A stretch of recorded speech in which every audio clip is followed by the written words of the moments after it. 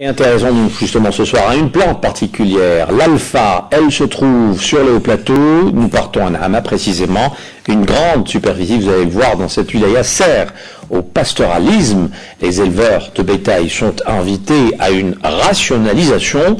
L'alpha qui sert en même temps de bouclier pour stopper l'avancée du désert et du sable du désert. Le reportage de Saïda Mayouf avec la direction des forêts. Périmètre de 10 000 hectares avec une nappe alphatière à Sfisifa, commune de Ain Safra dans la wilaya de Nahama. Et une mise en défense initiée pour permettre la régénération d'une graminée vivace et spontanée, à savoir l'alpha, de son nom latin Stipa tinacissima.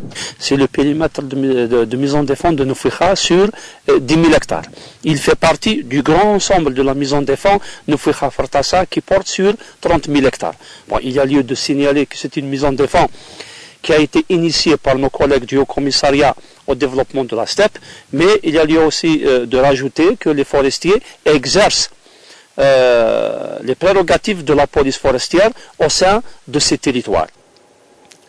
Comme l'élevage au vin est une tradition dans la région, ces périmètres ne sont pas fermés toute l'année au pastoralisme.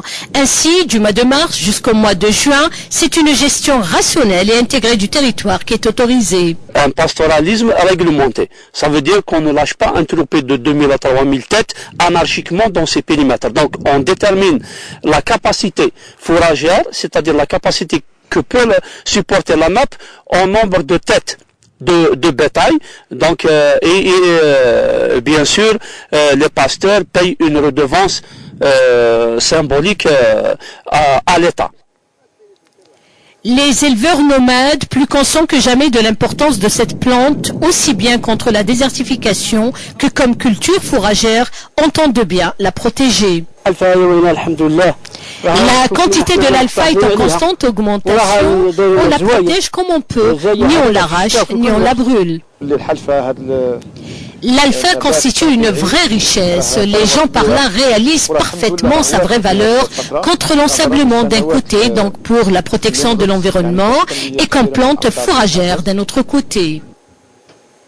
Cette plante endémique caractéristique des zones steppiques fait évoluer autour d'elle tout un cortège floristique et faunistique, une biodiversité au sens large du terme.